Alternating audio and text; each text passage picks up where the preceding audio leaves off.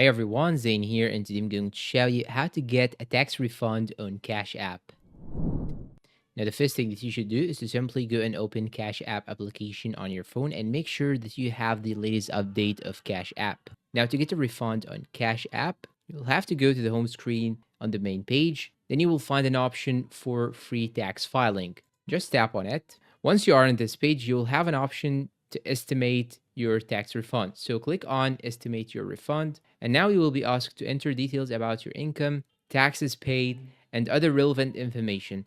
This could include your yearly earnings, deductions, and credits. If you have a pay stub or any other documentation with your income details, you can use that information to provide accurate inputs, and the system will calculate an estimate of your refund based on the data you provide. So, Cash App Taxes offers free and accurate calculations for your tax filing needs. It's completely free from start to finish. The service includes features like a maximum refund guarantee, accurate calculations, and even free audit defense. If you need more information, you can check the frequently asked questions section, which provides additional details about using the service. And you can also reach out to Cash App support if you have specific questions or encounter any issues.